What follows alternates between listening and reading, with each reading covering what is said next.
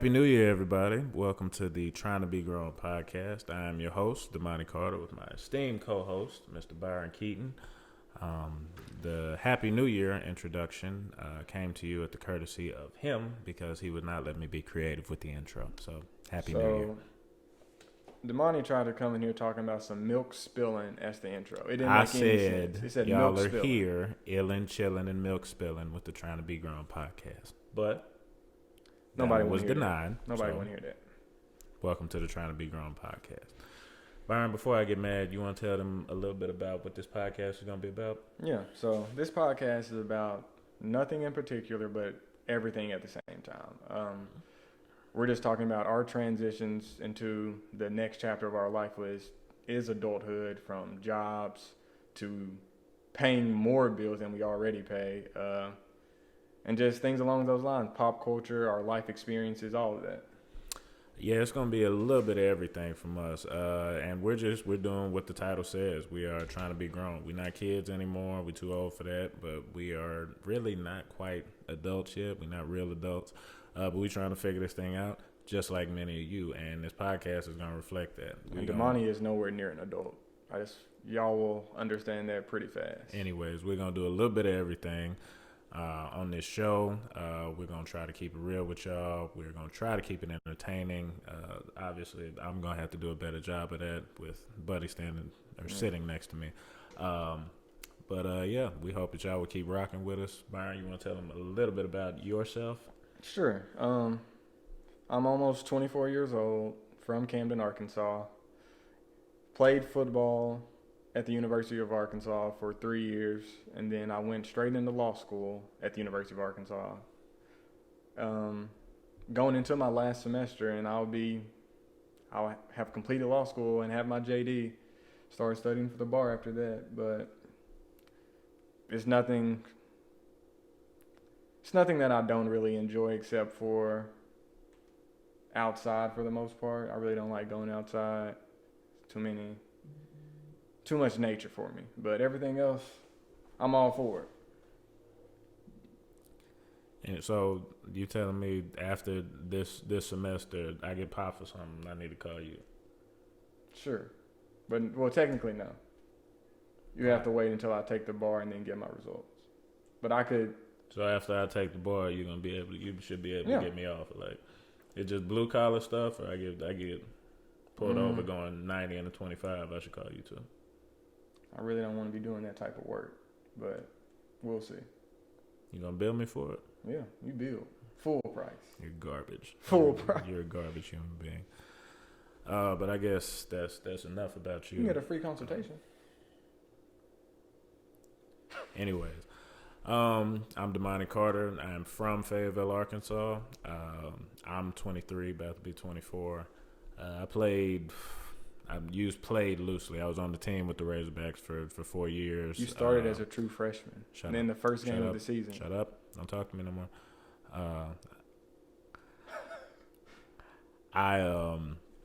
I graduated from the University of Arkansas in May of 2018, which makes this pretty much my third year at grad school. But I mean, I took a semester off, and one of my semesters ended up getting knocked off when I transferred. And I currently play football at Northeastern State University, and I'm graduating probably after the summer. I don't feel like taking 12 hours, so I'll probably take one of those classes in the summer. But yeah, that's a little bit about me. I'm on my 6th year, not my 10th year. It's almost a decade of playing collegiate football.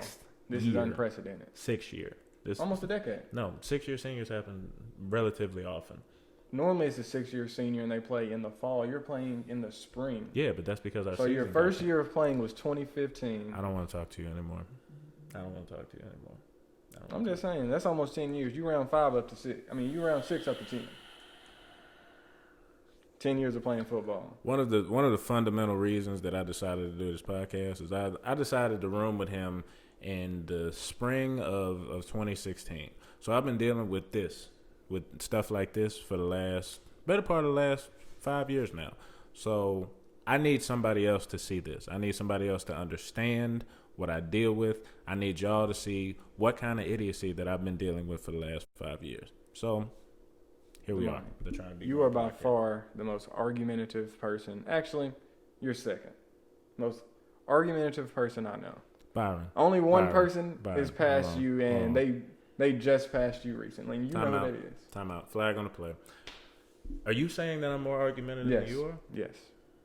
Okay. Damani, you argue with over half the football team. We have third parties. We'll discuss. Yeah, y'all are going to see what I'm talking about. Y'all are going to get firsthand experience, or I guess it's a secondhand experience, of all the things that I've been saying about him. And I haven't been wrong about one of them.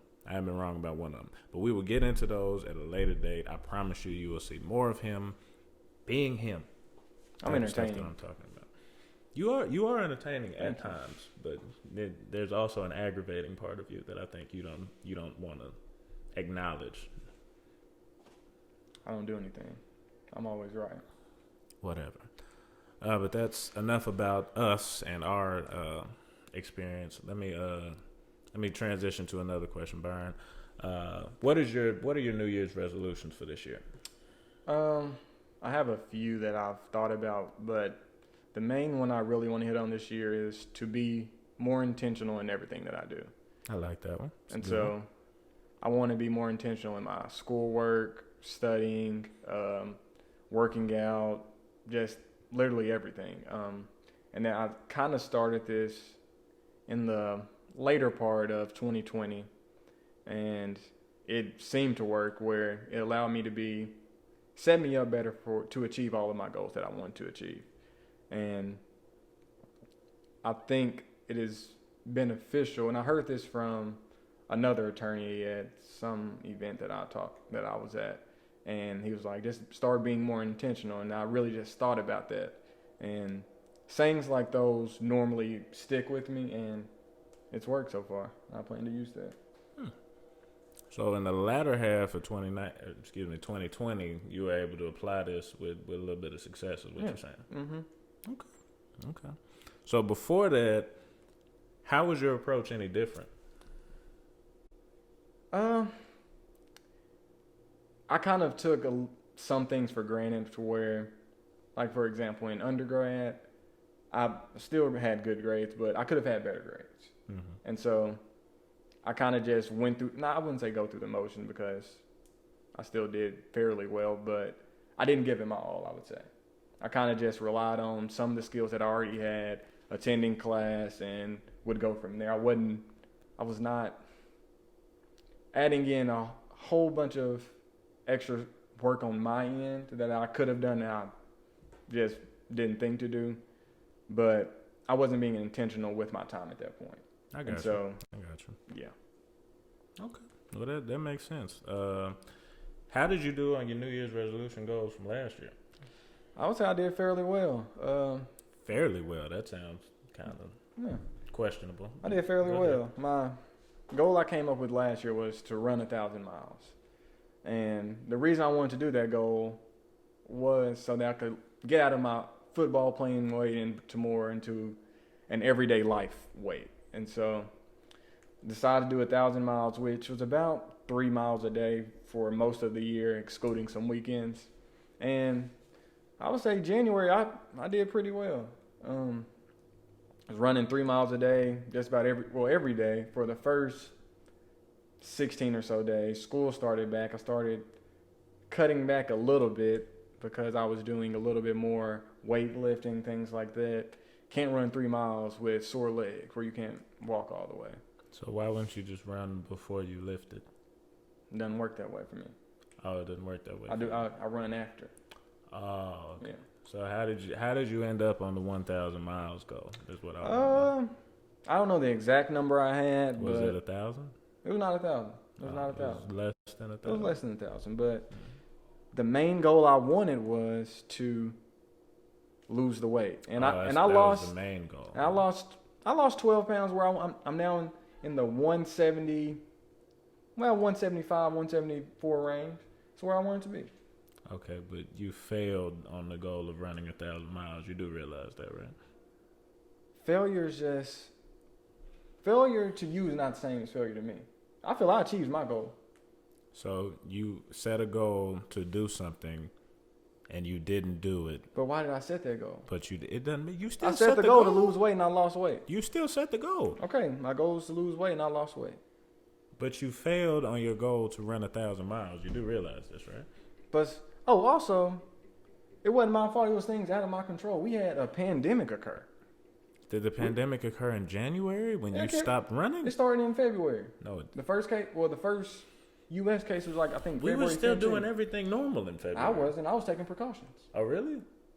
I took some precautions then because my birthday was February 21st. I came back here and we did not take a single precaution. Like literally not one the whole time. Back to what I was saying, but yeah, pandemic hit and I had tore my ACL. I can't run on concrete. How long ago did you tear your ACL? I tore my ACL in 2015. So 6 years ago. I still have problems with my knee though.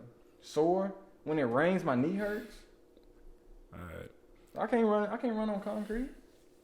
But it just seems like your goal kind of fell through before the coronavirus restrictions started hitting everything. No, I was gonna hit. Plus, I'm a second half player, so that second half of the year I was really gonna turn it on. All right, man. Whatever you say. Let's hear about yours. My New Year's resolution for this year? Sure, let's go with that.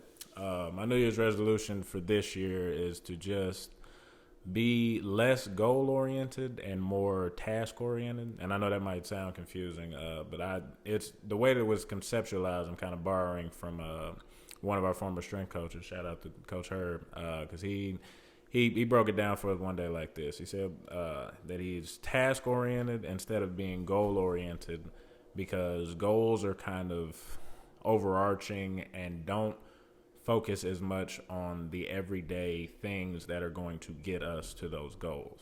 So obviously you have to set these goals and know where you're aiming towards, know what you're working towards, but to be more focused on the things that are in front of you, the immediate responsibilities that you need to satisfy to progress towards those goals, it's more beneficial than looking at the overarching thing as a whole. And I found that to be very true for me in a lot of the stuff that I do. If I look at the entirety of the things that I have to do, then my mind is everywhere. I'm thinking about this step, the next step, and everything that I'm eventually going to have to do to get to my goal, rather than just focusing on the task that is in front of me and doing that to the best of my ability. So for this year, I'm going to try to be focused on what's in front of me. Which coach do we have to say be where your feet are? Is that Coach Morris? Wouldn't be able to tell you, man. I think that was Coach Morris. I'm gonna be where my feet are and try to stay focused on what is the things that are most immediately pressing that I need to take care of, rather than focusing on the whole thing, so I can be better focused on those things. And so was there anything last year that kind of that pushed you towards making that your goal or your resolution for this year? Yeah, last year, and just looking at how I've approached things for most of my life. Yeah, I feel like I am a person that wants to get a lot of things accomplished. I feel like I'm really ambitious, and that I set goals that are really high. But a lot of times I will focus on that whole thing instead of looking at just taking it one step at a time and trying to do those things that are in front of me to the best of my ability.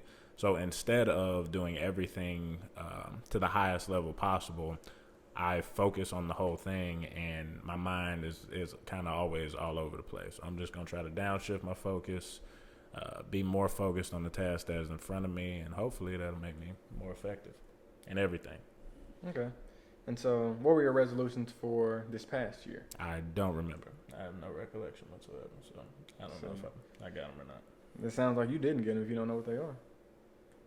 I don't know if they could have been eat 20 McChickens, and then I did that. Yeah, you surpassed that easily. First of all, they can't be healthy. 20 McChickens? Yeah. Over the course of a year? You've probably had at least 100. You eat 2 every time you go there. First of all, I don't eat. Why do you act like... No, I eat 1. And then what else? My trademark order is a hot and spicy McChicken, the McDouble, and the large fry. Okay, my bad. You have... See, McChicken, McDouble. And then you throw some nuggets in there with it normally. No, I don't. You don't. I've seen you have 20 nuggets in here. You've seen me eat 20 nuggets by themselves, but I don't usually. With the McChicken, you're wasting time talking about my McDonald's order. Nobody cares, but you just no. You're wrong. I don't think so. So anyway, transitioning off of that, let's talk a little bit about. You touched on it a little bit earlier. Let's talk a little bit about this quarantine time that we've had. How has Corona touched your life specifically? First of all, I want to start off saying it is sad all the people that have died from Corona. Without It's not something to take lightly, but for me, it's been somewhat beneficial. Just able to use my time more efficiently, not driving 30 minutes to different meetings, going to class, having to drive up there for the most part. Doing everything from one location has been a little bit more efficient. However, you still don't get a lot of those same personal connections and things like that not being in person. But I still have I wouldn't say I loved it, but I enjoyed parts of it. Huh? Yeah.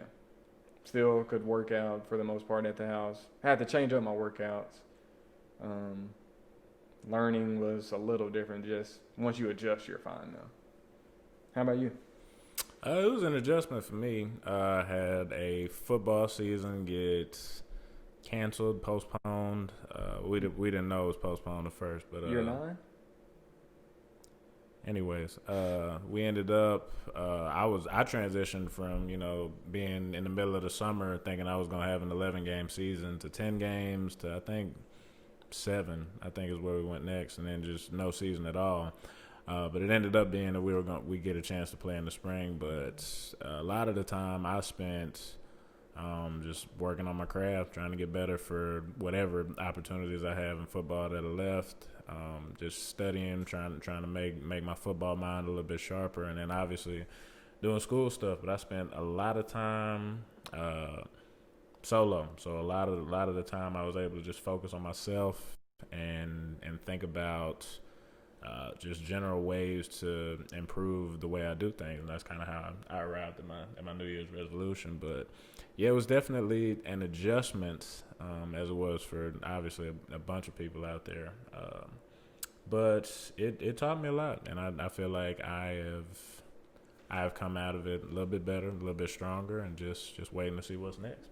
How was it being on a fairly large team with a lot of people in one place during a pandemic for you? It was interesting.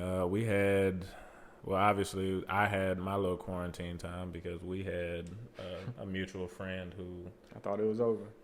who ended up getting coronavirus and didn't think to tell us until afterwards. Of course, I'm being a little bit facetious. He didn't know until afterwards, but just came, sat in front of all of us, talked to us, and that was the only time that we saw him over the course of the quarantine, if I'm not mistaken. And he just infected all of us. Not infected all of us, but affected all of us. We didn't get it though. Yeah, nobody got it. It was just him. So that was good. But I still had to quarantine for 14 days, and I say that to say we had a bunch of times where we were, operating at 50%, 75% capacity because we just had whole sections of the team that have been wiped out from contact tracing. Mm-hmm. We had probably, I don't think we ever had more than 15 people that had it at a time, but it was just the contact tracing with people having roommates and stuff. It knocked out significant portions of the team at a time. So yeah, it was interesting, but I stayed healthy. We didn't have really many bad cases, and everybody was able to recover from it. So it was okay. Okay. And going from that, what do you think is the most important thing that quarantine opened your eyes to? That this Corona time opened your eyes to? You had an interesting answer for this question, and I'd like you to share it with everybody. I really have no idea what my answer was, but I believe you said, and this is a quote, people are dirty. I did say that. Yeah, I forgot it. Yeah, so the quarantine and coronavirus showed me that a lot of things weren't being cleaned like they're supposed to. From 50 people touching one cart at Walmart and not being sanitized to you go into a gas station, people have sneezed and then touched the gas pump. It's just a whole bunch of nasty stuff been going on that nobody really thought about. And so I keep my hand sanitizer on me at all times. Gotta have disinfectant wipes, but people are dirty, yeah. People are really dirty. And you had never thought about any of the stuff before this point? I thought people were like me. I just I just assumed that where people don't sneeze on stuff, don't just have their mouth. Who are you seeing just sneezing on stuff is what I need to know. Well, people coughing in the air. People are really like little kids. You know, when little kids don't know where not to cough and they'll just all that in class and stuff. That's nasty. It's nasty. Yeah, but most people don't do it. I'm They just do. wondering who you saw that was just sneezing everywhere. And that then made you say think somebody this. blow their nose and just throw it in the trash. That's still nasty. To blow your nose and throw, why is that Flush nasty? flush in the toilet, man, so nobody else can get it. It's not in the air. What? Yeah, supposed to flush that.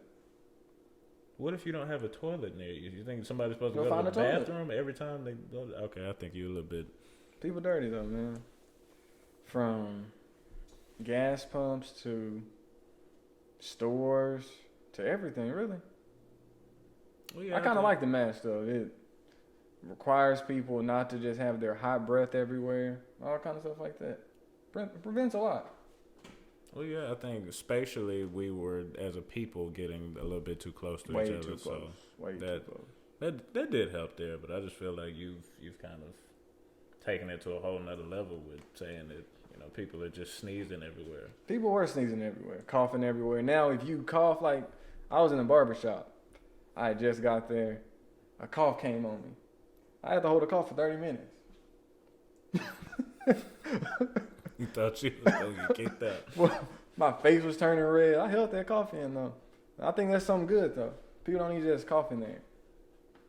Yeah, but I mean, if you cover your, I feel like most people that I've been around cover their cough, and there's been signs that say cover your cough forever. That was before Corona. I don't know. People weren't following them. Think about you go somewhere like a football game. All kind of just unsanitized stuff going on there. Like what? Everything. People drinking, putting it on the ground, and people just talking out loud. There's spit falls in the drink if you think about it. So Corona has made you paranoid. I'm not paranoid. I'm just saying people were nasty. It didn't hit me till now. I don't think people are necessarily nasty. I think that we've seen a lot of people that have had trouble with these restrictions and wanted to do other stuff. But other than that, I just don't. I don't see all that you're saying. To be honest. I see it. Just my main like Walmart. They weren't washing them cars after everybody used them, but they should have been doing that. Yeah, I mean we're in agreement there. Whole bunch of restaurants weren't cleaning as much as they should have, for the most part. You don't realize that until they just wipe it with a rag back and forth, and they're done. Now they actually spray it with some disinfectant stuff, because that's what you should do. Costs more, but that's what you should do. Yeah, but I feel like transitioning out of this, I don't think we ever gonna live the same after this. This is the first pandemic that has really affected us for a significant amount of time in anybody's lifetime. I disagree. As soon as they lift all these restrictions, what do you think is gonna happen? I think people are going to go try to live their normal lives, but I just don't. I don't think we can. We've lived like this for a year now. Some people hadn't went back in the house, if you think about it. Especially in some people in some of these haven't, states. No, but most people have had to adjust one way or another, and even the people that have went back into the house, they've had to go somewhere where people are not doing stuff like they're doing it. I guess. So I think that a lot of stuff is going to change going forward, but that's just me. I don't know. I'm interested to see what's going to happen. We got a lot of interesting stuff coming up in 2021, from vaccination to a new political party coming in. So we're gonna see what's going on. We're gonna see what's up.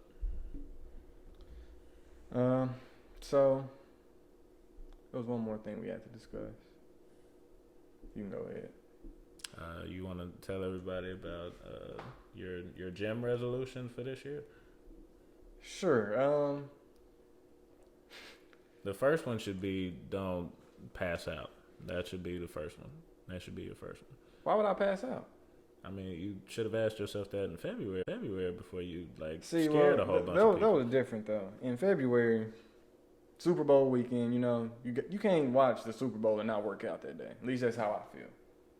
And so I went to the gym. So you felt the need to pass out to pass drive out. your point home? I didn't pass out Super Bowl day though. I passed out like 1 or 2 days after. Okay, so when did you pass out? Super Bowl was on Sunday. I must have passed out on Monday. And you wanna expand on that a little bit so everybody else can laugh along with me? So worked out that Sunday. Did some squats. You got to go heavy on squats. Did all my sets.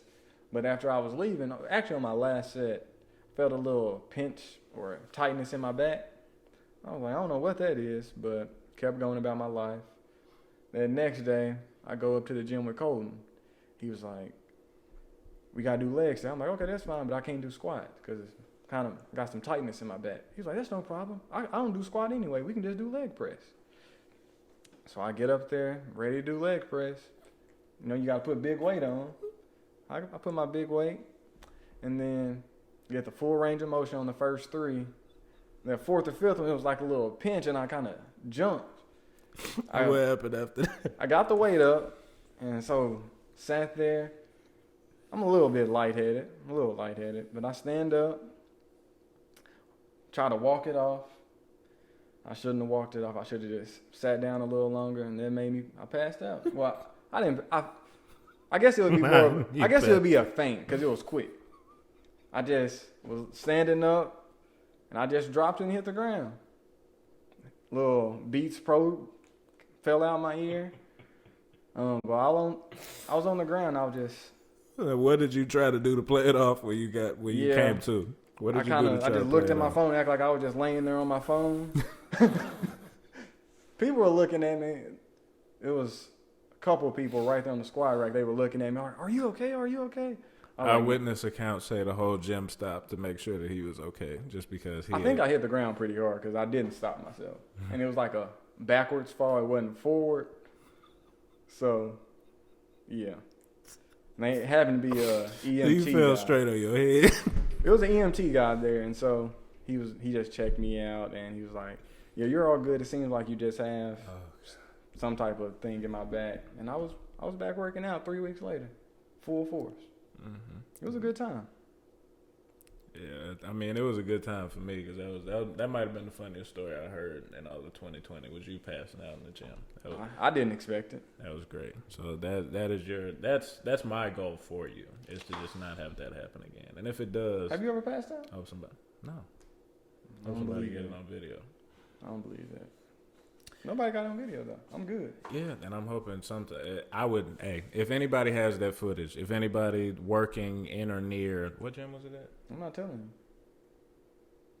You don't need another gym, man. If anybody working in or near this event could provide me with any details that lead to me obtaining this videotape, whatever you want that's in my possession, I ain't got no money, but whatever you want in my possession, I would be more than happy to give to you. So you willing to pay top dollar? I don't have that much money, but whatever. Top dollar for you. My bottom dollar, I would pay for that. And that about wraps up our first episode. We appreciate y'all for rocking with us, especially for this amount of time. You've taken the time out of your day to see what's going on, so I really appreciate it, and I know Byron does too. And at this time, we're just going to go ahead and open it up to y'all. We want to know what y'all want to hear, what y'all want to hear us talking about. We can do just about anything on this show. Y'all want to hear us talk about love, general relationships, what's going on in the world, pop culture. We need to hear from y'all, the viewers, what should be our next topic. And of course, we got topics lined up. We got guests lined up, some of the more argumentative people that we've come to encounter in our lives, and other people that are going to provide great perspective for the topics that we want to cover. But we really want to hear from y'all, and we appreciate your support. Byron, what you got? I just want to let y'all know I will probably cover these topics pretty much better than Damani in every single one. False. But I don't have to say, I'll let my I'll just let my work speak for itself. Damani doesn't really know all the stuff that I do. He attempts to know it, but he just doesn't have that it factor in him. But yeah. And like I said, y'all are going to see what I deal with, and just the capacity that he has, and in comparison with the way that he talks, they don't match up. So y'all will see it, and I don't have to say anything more than that. But a big shout out to my guy Show Thief, the best artist that you have not heard about, but you should hear about. Y'all need to go check him out on wherever you get your music at. He's playing us out. So we'll see y'all at a later date. Thank you so much for rocking with us. I stood tall. When you make it through the struggle, you the truth. When that pressure get applied, is you gon' pass or you gon' shoot. I stood tall. When you make it through the struggle and the pain, do you get your umbrella off the chance that it might rain? I stood tall. Ooh, I stood tall. Ooh, I stood tall. Try to count me out, but you ain't gon' ever hold me down. When I see my people going through it, I put the blame on me. And I see my homie lose his mind, but I gave him his first taste of lean. I ain't gon' lie, that really hurt me, but I had to close the curtains. And one thing I learned on Lion King is everybody gotta eat. Never tell a party, let me get a whole piece. Said, nah, little homie, can't get that from me. You play football, you got a bright future, you supposed to see you on the TV. And I said, that's true, and I'm gon' do it, but I really gotta make something happen. And I probably could've asked my family for something, but instead I started hitting licks with daddy. Ain't gon' lie, that turned me to a savage. Really living life like a bandit. And then Murph told me, keep your head on, man, don't do nothing reckless. But now I'm older now, I'm a grown man. Go to church every Sunday, I'm a praying man. You ain't gonna never see me fall, I'm always standing. One thing I do is stick to the plan. When you make it through the struggle,